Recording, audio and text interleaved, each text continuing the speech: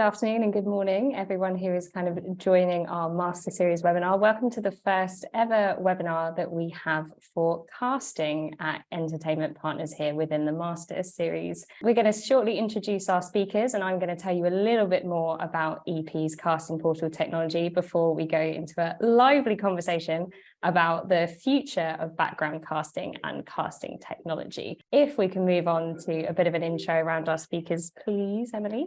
So first off, in terms of speakers at the Master Series today, we have Andy Micallef, who is a veteran of the film industry at EP Canada. Andy has over 20 years of experience overseeing business development, sales, marketing, and client experience at the largest production, finance, management, and payroll services in Canada. He began his career in the banking sector, specializing in forensic accounting and fraud recovery before gaining experience in production accounting, payroll accounting, finance, and tax incentive administration to both the US and Canadian studios. Today, I'm delighted to say that Andy oversees the business development and the Canadian launch of the casting portal, connecting with casting companies, unions, and associations to drive digital transformation within the background casting space in Canada. Andy is also exceptionally well connected in the industry and serves on the Film Ontario Board of Directors since 2020. Welcome, Andy. Jennifer Lisco is a VP of Tax Incentives and Business Affairs at Entertainment Partners. Jennifer brings a wealth of experience to her role as a leader of EP's Canadian tax incentive groups, as well as a legal counsel for EP's Canadian operations. Over the course of her career, she has consulted on over 2,000 film and television productions, helping productions identify and take advantage of the best tax incentives for each highly individual project. She's worked extensively with government agencies across Canada, advising on and shaping tax incentive regulations and policy. Tom Walker is Managing Director of Extra People, a UK-based casting agency started in 2009. Tom was the first agency to offer a paperless process in the UK and is the first adopter of the casting portal technology. Tom helped spearhead technical evolution of the UK background casting and in turn developed one of the most extensive book of contacts in the industry. While often looking for innovative ways to streamline ever-demanding production processes, Tom believes ultimately the talented ADs and bookers are everything to be relied upon. He's also a co-owner of Take 3, the specialist talent agency dedicated to showcasing dancers and skilled performers on the highest stage in the UK. And myself, I'm proud to introduce myself as Managing Director of the Global Casting Portal here at Entertainment Partners. I oversee the global strategic development and growth of the casting portal, and I work collectively with casting experts and productions across the industry. An expert in background casting processes and digital transformation, I work closely with casting agents across the globe to revolutionize the ways in which they work. Before joining EP, I worked in a number of arts and media organizations, including Condé Nast Publications and British Vogue, and recently joined Chief and Leadership for Women in Executive Roles. So, Tom, Andy, Jennifer, please do come and join us whilst I do a bit of an intro about what we're going to be talking about today. Hi, guys. So I'm going to give a bit of quick context around our platform and what exactly we do here in the casting portal team. So EP's casting portal is an end-to-end piece of technology that helps all the stakeholders involved in casting and hiring background artists to find, book, manage and pay the talent. And everyone can do the same thing in one place. Originally POP, in terms of the name of the technology platform, we were acquired by Entertainment Partners in 2020, and the EP casting portal is currently operational in the world's biggest production hubs, and we partner with casting companies in the UK, Ireland, the US, and tomorrow, 1st of June, we'll be launching the platform in Canada for Canadian casting companies. Thank you, Andy. We are an expertise-led and best-in-class solution. As an example, we have helped the UK cast over 3,750 projects since 2015, from Bohemian Rhapsody, The Crown, Bridgerton, 1917, Indiana Jones, James Bond, literally just to name a few. And we have the pleasure of being the technology that powers exceptional casting companies like the legendary Central Casting in the US. That sounds like a lot. So what do we not do? So the Entertainment Partners casting portal and this team, we do not do the casting ourselves at EP. We provide game-changing technology tools to casting agents, directors, ADs, agencies, and artists to work together. And my job is to work globally with leading experts in casting and production to help them find the tools to manage one of the biggest challenges in physical production, which is background artists. And today's discussion is quite timely, with global production increasing and on the rise, albeit a bit of a pause at the moment because of the writer's strike. But now is the time to pause and reflect on the tools available to be able to hit the ground running when the industry hits an inevitable surge in production again.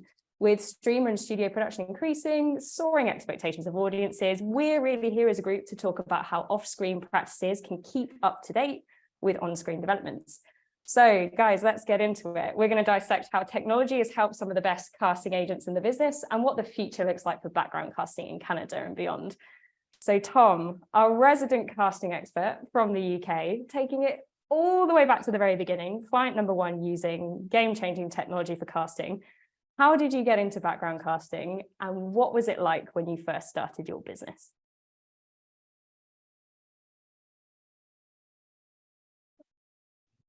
Sorry, I just had to unmute myself there. Good start. Hi. Hello, everyone. Yeah, God, it was a long time ago. I got into it because a friend of mine asked if I could help provide. He was a director. He was directing a music video for a big band here. He had a nightclub scene. He asked me if I could get a load of people together to fill the nightclub, and I put it together. And I used Facebook actually to do it, and did it really easily. And crazily thought, hey, I could do that as a job and a business. And we set a business up. We built a website. Within the first month, we had 1,000 people sign up, and we were like, wow, we better get these people some work. So we did, and we just hustled and made contacts and got to know people. That's how it started, and I ran it for 3-4 years before Pop came along, which was an inevitable thing to happen, really. And I suppose it's like a first adopter. What felt right about the time in terms of getting on the bandwagon of digital transformation? Like, did it feel like a perfect storm of things happening that made it the right time? Yeah, I mean, digital transformation was happening in every industry around me. And in our process, there was a hole in every single part of the process. We had paper chits, which had so many problems. It would take weeks to get them sent through to us. It would cost the ADs and production so much time and hours and complicated overtime working that out. There would be queues out the door. And that became all online. And it meant there was so much transparency for the performer to see how much they earn. We were able to invoice literally the next day, which sped up how quickly people got paid. We would get the money in, a couple of weeks later, if sometimes it's a week later, and the performers get paid on the next payroll, which is a few days after that. So the speed in which people got paid, which is obviously the most important part to it, was just game changing. Honestly, we would have accounts departments wait a month before they'd even put them in the post. And then there was some missing and things like that. It was chaos. And you're talking thousands and thousands of pieces of paper. Inevitably, bits went missing. But the whole process of how we cast as well sped up. We did use lookbooks, PDF lookbooks, but the quality of casting in the UK is so high, so we've done all series of The Crown, and it's the one show that people always compliment us on. And that's because if your hair is that too long, you're not getting in. So the standards are so high. So what happened was the rise of the selfies, because there was no use looking at a headshot that was taken 6 months ago, but that person's been on 6 different shows since then. They've had a buzz cut, they've had longer hair, etc. Whatever. We needed to see how you looked there and then. So people were able to upload selfies immediately. Obviously, that's sped up since then as well. So we were able to give our makeup departments, our costume departments, our ADs real-time information, essentially, of who was coming in, who we were casting, of how they looked. And then for us as an agency, my team's workload just became slicker and smoothed out, because if you're dealing with 500 people one day and then 300 the next and then 150 of a different scene, or even if it's 30, we're dealing with human beings. Life happens to everyone. Everyone's got kids they need to get pick up, or something, a doctor's appointment suddenly comes through. Even though it's one person, it's an individual detail that you have to manage, and economies of scale just mean that increases. So the platform enabled us to compartmentalize all that data into one place, rather than an email here, a text message there, a phone there, or whatever. But it was there for us to manage people's responses in terms of the availability inquiries, because we only ever send available people to our productions, say, look at these people, but we've availability checked them to begin with. So that sped up. It was all in one place, rather than having to go through hundreds of messages and dealing with different replies. Yes, I'm available, and FYI. And everyone was saying, and FYI. So there was always a nugget that we had to look at, etc. So everything's sped up. I think, I mean, I remember when I first joined the company, I think you were around season 2, season 3 of The Crown. I think you just wrapped season 6. Like I do remember kind of going all the way through, the numbers getting bigger, the demands getting bigger, the costume requirements getting even higher. And that's just Netflix. There was, obviously tons of production that came to the UK that got infinitely more complex as kind of the studios kept pumping more money into the UK. Jennifer and Andy are resident Canadian experts. I suppose, like, reflecting on the picture that Tom's kind of painted of where the UK landscape was, how is Canada currently kind of prepped to kind of deal with these type of challenges in background casting? Yeah, for sure. Good question. I would say from our proven history as entertainment partners. On the industry side of things, we've always kind of partnered with the major stakeholders to provide a solid infrastructure and shape policies and procedures. And more so on the production finance and management side of things, we created solutions in the industry to reduce the amount of administrative tasks for the day-to-day and give you back valuable time to do more constructive things. So, for example, EP residency, just more recently, it automates the process of collecting the documentation securely and quickly. So from all of our history, we can now focus on this side of the business and remove those administratively boring but very necessary functions.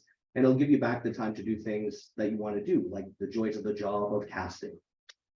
For sure. Yeah. So to echo on some of the things that Andy's brought up, EP has definitely made good strides with our digital onboarding tools, proof of residency tools over the last couple of years, and that got accelerated through COVID.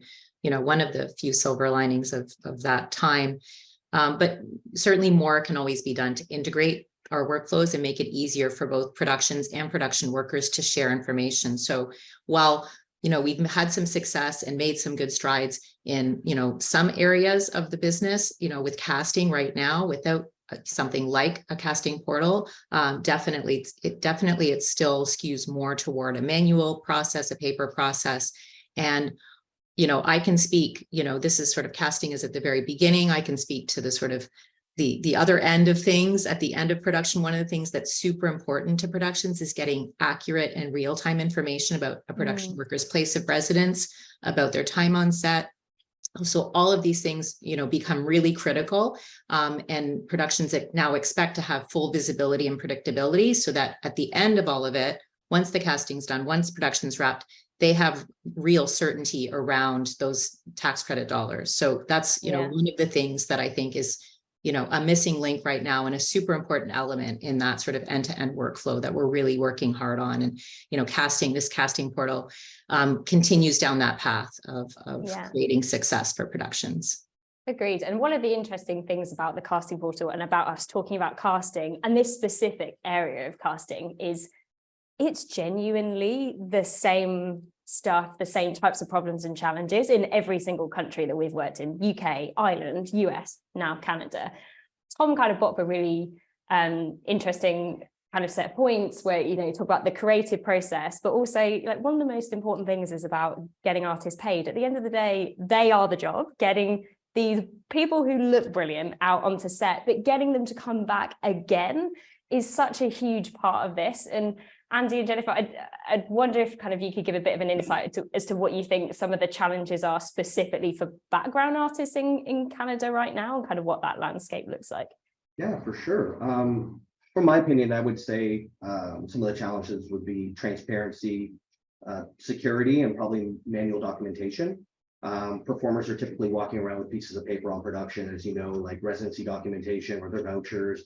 And it could pose a personal security risk to them because they have very sensitive data that's in their hands that they have to hand off to somebody. With the casting portal, it kind of eliminates that manual process to carry around those pieces of paper. The platform provides the performer with an accounting of every production that they've worked on as part of their profile. So there's no need to worry about security or transparency or any of that manual documentation anymore. Yeah. And as Tom mentioned earlier, time is everything. Timing is critical. Everyone expects things done more quickly, more seamlessly, and productions are no exception, and neither are background actors. Everyone knows technology has a place in our lives and expects it to work and work seamlessly. So I think that's super important. I think the timing aspect of getting paid is exactly what creates continuity and success with casting, and people, like you said, Katie, coming back and wanting to continue doing the work. And I think, you know, obviously the film production industry, no matter what country you're in, relies very heavily on the goodwill and enthusiasm of the gig economy, right? And there's been lots and lots of advancements in technology within the gig economy in general, not just thinking specifically about background actors. Tom, I'm interested, as someone who's kind of out the other end of this tunnel, as to how your relationship with background artists has improved or developed kind of over the years that you've been kind of casting with technology.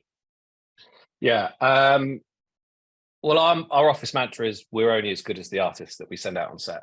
So we've got to know those people, and you know, we have a database of 70,000 people, so we can't know every single person, but what we have is transparency. We can understand them better via their profiles. We get to know them better via the work that they do. We can rely on people. We can see their attendance record. We can see the kind of, you know, have they worked lots? Are they new? Can we give them a chance? You know, you can tell if someone's going to be good within 2 seconds of talking to them, basically. And the technology allows us to quickly make that judgment. But it's the technology doesn't do our job for us. It enables us to do our job. Yeah. Like it's the hammer that the workman's using. It's us, but it matters. It comes down to us at the end of the day and how good my team are. But yeah, the artists like it because they can log in, they can see where their bookings are, they understand. It gives us the opportunity to write clear. One of the biggest things I always say to my bookers is add the 20%, add the detail that you don't think they even need. So we give them that so that they have the transparency, the understanding, the knowledge, that because we can't give out scene details until they get there, for example, but we can give them as much information so that they come informed, ready to work. So then the ADs are happy. Hey, look, everyone that turns up from Extra People is really excited and like ready to, you know, go. And then they can log in, they can see their pay slips, they can download their pay slips. There's a breakdown of their costs, so they can do their tax returns at the end of the year, et cetera, et cetera. So yeah, it's massively increased. You know, I'm not going to lie, in the beginning, there was a lot of mistrust. They were like, oh, what's this brand new thing? Like, oh, I've never heard of it. You know, people don't like change. But now people understand that it's a legitimate business and it really kind of, it works, and people can understand and see. And they've got now years and years that they can go back on all in one login. Yeah. I think you kind of touched on an interesting point there about, you know, having to put in the extra 20%. And this kind of segues in nicely to kind of how the expectations of production has changed. Even when I started at the company, the size of some of the productions, I think, were like a quarter of what we've seen in the UK. Yeah. So I think, you know, we've had a Ridley Scott production come to the UK in 2021. I actually looked at it today. It's higher than I thought. 24,000 man days all in all across like an Apple TV show. Absolutely insane. You never would have seen that kind of back in 2016. It used to be like, when's the big studio feature coming to Pinewood? So Tom, I suppose kind of one of the questions that I have is, we've seen this record-breaking kind of production in the UK in the next 5 years. Andy and Jennifer are probably going to give us a bit of a preview as to what's coming up in Canada, but how have the expectations of productions changed, and how have you been agile enough to adapt your business? Because I feel the way I have felt kind of on this process with you guys is it's just kind of gone like, whew. Yeah. The thing is, I wouldn't say it's changed. I just think it grows 1% every day. Like the standards just keep rising. And yeah, I think we averaged in 2022, 28 or 29 shows a month, band 2, band 3 shows. You know, before then, we couldn't have handled that. So it enabled us to, and I think it was like July, we had sci-fi, supernatural, modern day, World War II, World War I, fantasy, musical, and then there's more as well. Like, what's Bridgerton, Regency, you know, what's The Witcher, fantasy. Yeah, exactly. So we had so many different shows with different looks, different requirements, that my team need to be able to servicing all at the same time, sending different people to different sets, different locations, etc. So the volume is massive. You know, The Crown was the big one for the UK for Netflix, and that was like huge. The first streamer that came along, and now obviously we have so many. And then it's just like a ball that won't stop. And even now with the writer strike, it's really busy in the UK because there's just so much content being made. So the standards just keep getting higher and higher, and we make each other higher as well. Me and my competitors, we're fighting each other for the business, so we have to be better. That's the way that we keep running business. So, you know, you'll probably explain to the Canadian audience how it works and stuff, but you guys are our, I know it's not sexy, but like you guys are the Excel and we're the accountants using it, and it just comes down to how good we are, you know. Yeah. So, and you just enable us to We're do that, sexier than Excel, but I'll take it. I'll take it. I think like you touched on a good thing there, which is like the creative requirements are like up here, but then at the same time, what I have really noticed as someone who, you know, is looking at a technology roadmap and thinking about studios and all the other stuff, infosec, security, compliance, audit trails. And we have tried to take all of that on so you can cast fantasy, Regency, World War II and stuff all in one go. I remember when, like, I mean, COVID, having this job in COVID, I was like, what do you do? Oh, I work in technology that manages crowd. And they're like, oh, that's great, because you can't even go for a coffee with another person. But I remember when Jurassic World 3 came up, and I think we were given something like 8 different forms that the artists had to sign: NDA, release, COVID waiver, insurance thing, COVID policy, safety regulation thing, something to do with masks. And it was like, you know, the platform could suddenly bear the weight of that, and like a pandemic or a writer strike or whatever it is has really kind of like stress tested what it can handle. Jennifer and Andy, on the topic of stress testing, Canada is predicted to grow quite substantially. How is production in Canada kind of predicted to grow? And also, what makes Canada such a great hub for production? Obviously, for Brits like me, things like The Last of Us coming out and all of that kind of stuff, we're now just laser focused on all the amazing locations in Canada, but it would be great to get your view on that opportunity. That's funny. You stole my thunder with The Last of Oh, Us. sorry. And Tom, as somebody that has jumped into this just in the past couple of months, this side of the equation, plenty sexy, let me tell you. So from the industry side of things, Canada as a whole, over the past 10 years, we've more than doubled in size in both domestic and foreign production, and continue to grow. Like, we keep having benchmark year after year after year after year. And we have these amazing series that come to Canada, which I was going to say, The Last of Us, this production that's got recognition worldwide. So we do continue to grow, and, you know, on that, we're continuing to build and expand on the infrastructure. So there's, you know, right now, currently, there's about 2 million square feet in studio development across Canada. And our pool of crew and talented performers continue to upskill and be recruited with the help of the unions and guilds. What makes Canada a great place for production? I would easily say world-class crew and performers, amazing locations, and of course, which Jennifer can speak a lot about, our tax incentive programs. Yeah. And, you know, I think another important thing to note about Canada is, and its growth, is that I think Canada is definitely poised to have sustainable growth. You know, often jurisdictions, you know, start a program or have a new incentive and everyone's all excited. And then you realize very quickly, well, you know, there's not a good foundation, and, you know, there's infrastructure lacking, or there's, you know, talent or training, you know, programs lacking. And so I think Canada really does have it all. I mean, it's long, you know, been held, you know, as a world-class, reliable, stable location in which to create content, and all the hallmarks of what make Canada attractive to productions continue to be important and top of mind, whether it's the currency, favorable currency exchange, the tax credit programs, the, you know, not only deep talent pool, but diverse talent pool, you know, which is super important. I think, again, with casting, being able to like open up that pool of, you know, of talent, and have more diversity really, I think, works best when you can use technology to facilitate that. So, you know, with, as Andy mentioned, more infrastructure and studio space coming online, legislative changes coming into play that require streaming services to showcase even more Canadian content and Canadian talent. I mean, these are all things I think that make Canada, you know, a great place to continue its growth trajectory. Yeah, I cannot tell you how. Oh, go on, Tom. I How's just that? remembered one more thing that I remembered, that how it's changed. Sorry. Back at the beginning of the streamer wars, when it all began, you would have multiple agencies on one job, because they would God, just be yeah. Like there would be like 5, 3 or 4, 6. maybe 5, yeah, depending on the show. Because the requirements, they'd be like, hey, this is a really difficult brief. We need to throw the net wide and get every agency and their dog working on the briefs. Now we're just one, maybe 2, like if like, and they're there for like the kind of the scraps. But like the briefs here that are really, really hard.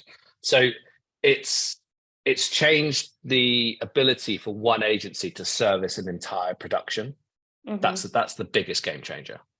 I think, and this is all kind of interlinked, I suppose, with like, Canada kind of aiming for this ramp up really is being able to scale. I do remember when I kind of first started working, and the different regions in the UK and in Ireland have gone through kind of really big peaks of productions and new studios and great local incentives to kind of shoot there. And it used to be like, yeah, we'll spread it between a number of agencies. Then when actually, I don't know, it's Netflix or HBO shooting out in the regions in the UK, you're like, oh, actually, I do want all the release forms in one place. And I did want all of the time cards in the same system. And you suddenly realize that actually there is a consolidation piece to be had here that is beneficial on the creative side, but also I can completely understand on the production side why you'd want to log into one thing and get right to work documents, contracts, NDAs, time cards, etc., etc. So, I mean, I think with that in mind, Jennifer and Andy, you've obviously been at EP Canada for a while and you're very close to the industry. How do you think Canada can prep for scale? And obviously the casting portal is kind of like an answer here, but kind of more holistically, how has EP kind of prepped Canada for this kind of growth? So I'll take a stab at it first, and Jennifer is much more eloquent when she speaks about all this stuff. So I'll take the wild stabs in the dark here. I think from EP and Canada standpoint, we've done really good at removing, like I said before, those administratively boring functions from the production from a crew level. And I've been thinking about scalability a lot in the past, couple of weeks, especially with the strike upon us. And I think that there is a massive opportunity with time right now where people can embrace different technologies to make their life easier. Whereas before, you're kind of running and doing your day-to-day, it's hard to get on board with something and not be able to learn it fully. This allows now for you to embrace it, learn it, and refine your processes in, I think, a very challenging area of production.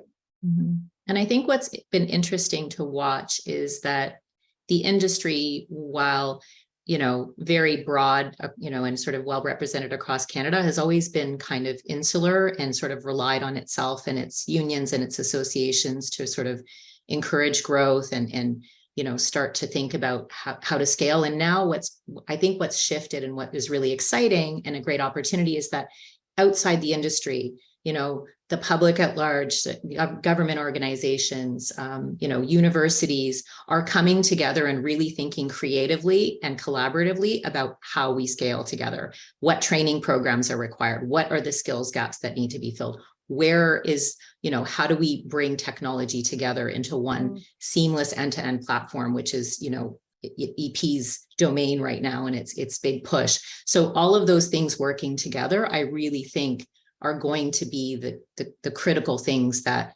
get Canada to scale, and continue to grow. The growth has been incredible and has been record-breaking year over year, but we know there's more to do. And I think, casting is an element that has, I think, still been lagging behind a lot of those other initiatives. And I think, as Andy mentioned, this is a great opportunity to really bring all the pieces together and really get everyone ready for this next surge and this next phase of growth, and start skilling up, start training, start really getting technology embedded into the production workflows, for the greater good of everybody. And I love something that Tom said, in one of our earlier chats, which I want to bring up, is because so many of us have lives outside of this job and this this industry and this world, is to be able to send your people home at the end of the day, to be able to be home for dinner. I think you mentioned that a couple of times, Tom, just the idea of growth is great, but not at the expense of life. And, you know, I think casting portal is just yet another example of a success in that realm. I think sustainable growth is like basically like the key phrase here, is that, you know, even after COVID, I was like, is this gonna continue in the UK? And it has been like a slow like spike, but it's not been, well, Tom may say different later when I ask him another question, but it's not been like wholly unbearable or unmanageable. It has been like testing the bounds of what we are able to do. I think, I mean, I've been like reflecting on the opportunity in Canada and what kind of the biggest like benefit to production could be, right? So we've had lots of questions about technology, about AI, about all sorts of stuff. And it is, I know I've said this a couple of times to keep banging on about it, and perhaps it sounds slightly boring, but it is kind of the end-to-end bit, right? So you can be technology powered and human-led, which is effectively what the casting portal is. Like Tom said, it's not going to make all the creative decisions for you, and it's not going to make you the best casting director out there. It is going to facilitate you with the tools to do a damn good job, though, if you have that kind of within you.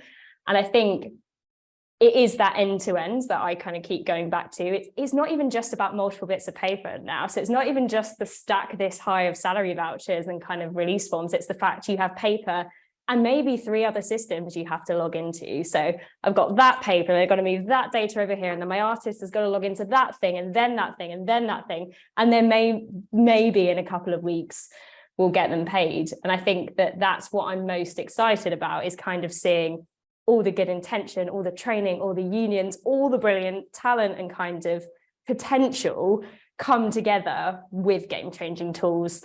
And Tom, I was thinking about how this has become even more pertinent with kind of the rise in streamers and episodic television. Like we've had requests of, could you open up the Crown season 2, because the Crown season 4 would like to see what we did on the Crown season 2, or we've had, things like, remember the first Star Wars of the new Star Wars? That's a complicated sentence. We would like to go back and see that. And it's just having all of that in one place, I just feel like unlocks so much potential that Andy and Jennifer have kind of discussed. This all sounds super exciting and super positive, but we know that with big change comes its own kind of significant challenges. And Tom, you were the brave person to be the very first one to do it in the UK. So what was the biggest challenge for you when partnering kind of with effectively the film and TV industry on digital transformation, and how do you think you overcame it? What was the biggest challenge in partnering with you guys? In partnering with the industry, I suppose, in terms of getting ADs, accountants and artists onto technology, because you were the very first people to make that leap, and it was a very, very manual, physical kind of environment at the time. Well, A, it comes down to how well you sell it. B, the challenge, everyone was ready for it. Like I said, there are so many holes in the processes. All I had to do is get in front of people and just show them how it worked. Because it does what it says on the tin. That's a saying from a big advert we have in the UK. And basically, it just improves everything. It really does. And I think back now, it's like thinking back to the olden dark ages. It was archaic using all that paper, like that kind of cloak and dagger, and like you can't see anything and you're hoping everything. The biggest challenge was just getting in front of people and showing people how good it could be. And then once they saw it, it was like, oh yeah, wow. Yeah. That works. I do remember there being like a big hump kind of in terms of getting over the trust barrier. I think there is, I'm not gonna lie, there is probably something comforting, maybe not for a production accountant when someone's got terrible handwriting, but there is something comforting about knowing that the physical stuff is in front of you and I know I'm going to give it to someone else. And I do remember kind of going through the rounds of production accountants and ADs and we built offline capability into kind of the UK version of Smart Voucher. We call it chitless, to try and get rid of that wobble of what happens if the internet goes down or what happens if X, Y, and Z. I do actually remember kind of being in one of those discussions, and literally on the day that a production was kind of deciding to use it, they found out that a runner had left all of the salary vouchers / release forms in a hire car that they'd just returned to Heathrow Airport. And I was like, ooh, maybe the point has been proven in a lifetime. But it was like, it wasn't overnight. I think it was a bit of like a journey, but we were lucky to have people like you, Tom, who were real kind of pioneers for it, and also some brilliant productions straight out of the bat. Like, I think some of your early ones, I think you were kind of on the early series of kind of Black Mirror and stuff like that. Some really, and obviously The Crown, kind of like really strong credits where it just like knocked it out the park. But yeah, it definitely was a bit of a journey. I think now we have there was a hub. Yeah. Like there was just a trust thing, like, you know, it's brand new technology, and, you know, we've only ever done this way for 50 years, and this is literally upending it, and it changed it. But the idea of it not being what it is now, to me, is just incomprehensible, because it's just such a slicker process. And as you guys said, as Jennifer said, like, I have my evenings back now. As a casting professional, I see the wife and the kids for dinner, etc. You know, don't get me wrong, I still have to do stuff on my phone, but I can be on my phone sending a call time or something like that. Yeah. So my life is less stuck to the computer, but it's also less waiting for call times to come in the office, and I can just operate freely. And that's a big thing. My wife often says we should work from a beach in Barcelona, but yeah, that's another discussion. You could work from a beach in Barcelona. Yeah. You've segued in nicely to kind of one of my kind of final questions before we take some audience questions, which is one of the real missions of the casting portal, and Andy, you touched on this earlier, was to try and give people the joy of the job back again. So cut away the admin and the fuss, do what you love. You came to be in the film and TV industry. Tom, what do you like about background casting now? What do I like about background casting? Oh, yeah. Well, the fact, like I said, we can cast sci-fi, supernatural, modern day, all at once. You know, I'm so proud of the shows that we work on. Different people, walks of life. You know, if you said to me, like, who is a background artist, who's a supporting artist, who's an extra? You know, you have retirees, you have you know, people, kind of students, out of work actors. You know, you have like carpenters. So you're dealing with different people all the time. Different shows. You know, we've got a big 1970s Belfast drama on at the same time as we're doing you know, we're doing something set in the woods it's a comedy show, but I can't really go on it. But we did Ted Lasso. Yeah. Ted Lasso was the best job ever. It really was. So know, good. Like, yeah, so something like that. That's what I really enjoy. And then you get to watch it, and that's great. I think that's personally, obviously I kind of work with you guys as kind of casting companies and casting directors and speak to ADs and lots and lots of artists. And no day is the same. I don't think there is any other job where you could be a managing director and someone texts you being like, don't suppose you know anyone who's like a fire breather with like waist length red hair? And it's like, no, I genuinely don't, but we can like try and use the technology to help you find it.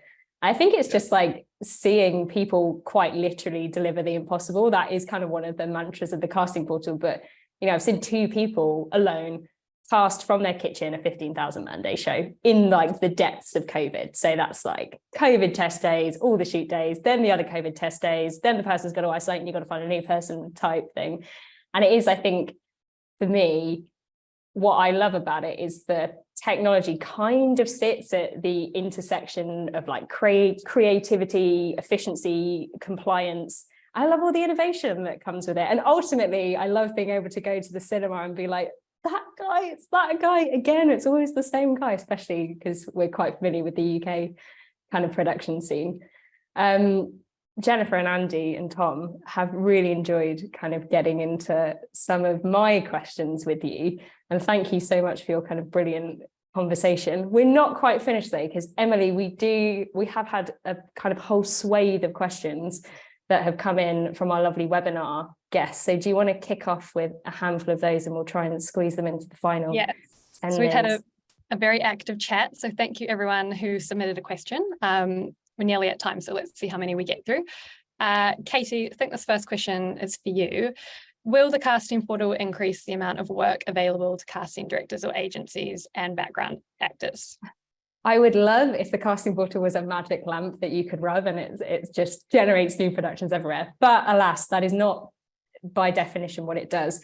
What I think Tom and kind of the rest of the team have kind of illustrated here is it frees up valuable time. So it cuts out a lot of the extra work that isn't related to casting. So we have found that when we have worked directly on productions, so whether that's kind of Star Wars, we did a huge Ridley Scott show called The Last Duel out in Ireland. The team required to manage like all of the admin stuff, they could be deployed onto genuinely being crowd seconds, crowd thirds, runners, not having to deal with loads of paper, actually getting their AD training, and extras casting directors could cast. So it's not going to necessarily generate more shows in the very literal sense.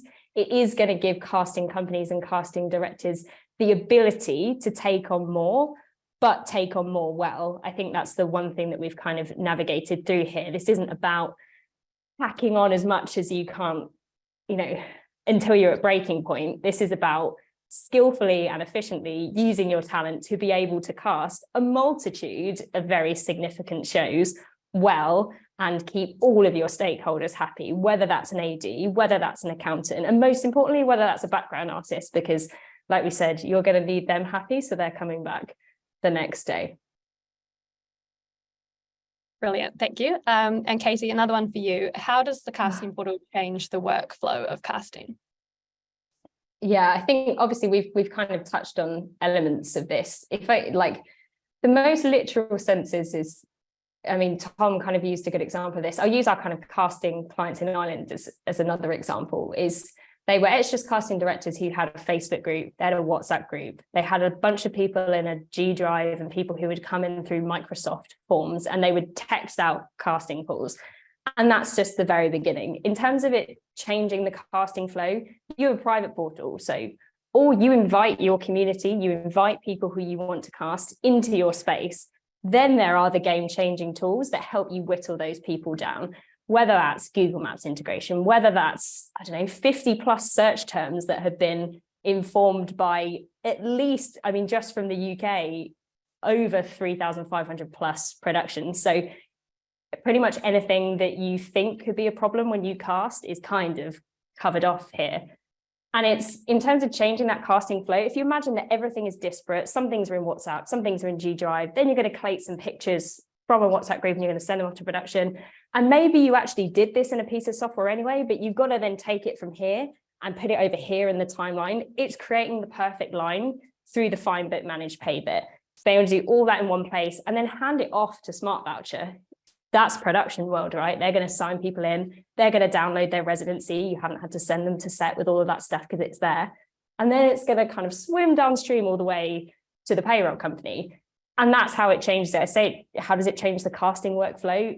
It creates the end-to-end. So you and everyone you work with is in the same place. Great, thank you. And we're just past the 45-minute mark, so let's have one last question, which I think works for all of our panelists. What does the future of casting technology look like, and what are you most excited about? I'm going to give someone else the floor here. I've spoken far too much. What does the future of background technology look and casting? So first off, AI, the elephant in the room. I think AI will improve our process. It will not replace people on set 100%. As someone said, if COVID and VFX didn't kill off the background artists, then AI won't. And you just cannot beat real people on set, you know. So where I think it will improve is our processes in the office in terms of what we use to find people and book people. And, you know, if we're asked to find a body double of some obscure actor that isn't very famous or has just come along, we need to search the platform for that person. Then AI, I'm sure, Casey, will discuss like new features, etc., over the next few years, will come in to help us find those people. And that's where I see it improving. I don't think it's going to take work away from anyone.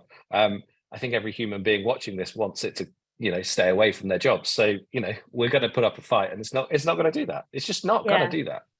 I think it comes back to what I said about being human-led, but kind of like technology-powered. I can so see, like, you know, if you're an artist, you used to upload your selfies. I'm a very good example. 2 years ago, I had like black hair down to here. I've uploaded a new selfie. I may not go and then change my profile to say I've chopped my hair off in COVID and bleached it blonde and all the other stuff.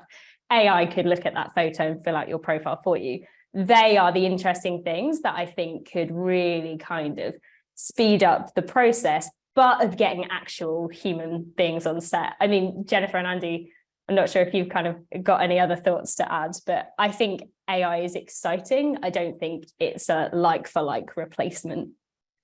I think I would back up a few steps and say, what does the future of background casting look like in Canada? We're at the infancy of all of this. And while AI is exciting, I think what's even more exciting, I know Andy will probably agree, is just the idea of having technology solve for so many of the pain points that have historically existed.